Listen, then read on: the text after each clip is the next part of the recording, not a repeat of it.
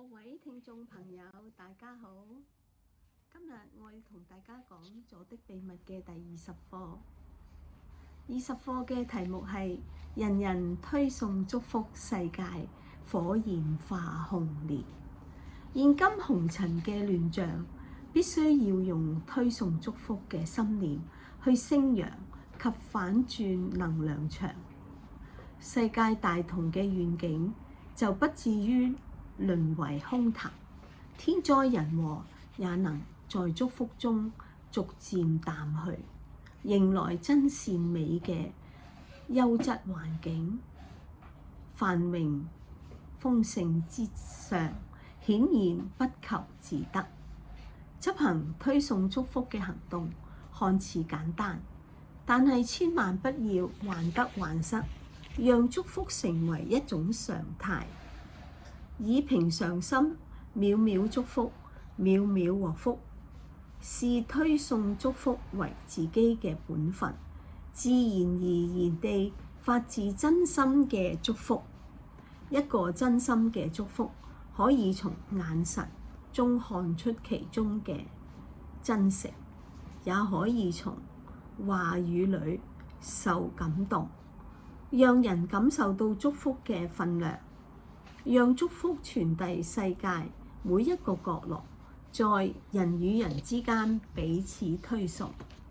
當全世界嘅人都有祝福共識，就係天下太平嚟敲門嘅時候啦。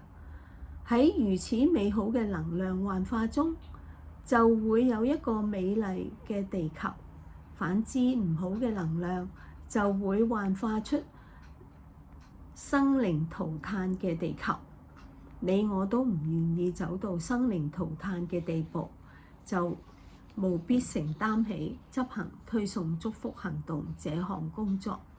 只要每個人視為本分地承擔起執行推送祝福行動，必定會讓世界火焰化紅蓮，呈現天堂榮景，好事連連不斷。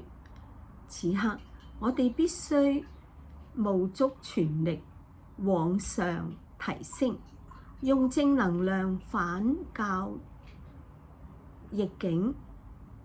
反轉咗呢個逆境嘅話，期許我哋自己將祝福推送廣傳，讓全人類注意到此一行動。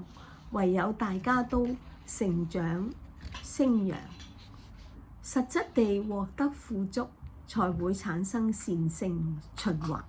美好景象係你我執行推送祝福行動嘅原動力。若你我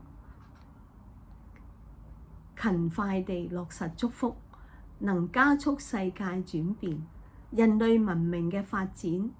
重點係在於能量場。能量場嘅活絡會有加分嘅效果。人間仙境嘅營造，仰賴能量場運轉。若人人都隨意推送祝福，願意營造美好嘅能量場，則人人勢必都係贏家。順天而行，隨着推送祝福嘅練習，心也隨時變得柔軟，進而和宇宙互動，與天地共振，世界美好就會如期而至啦。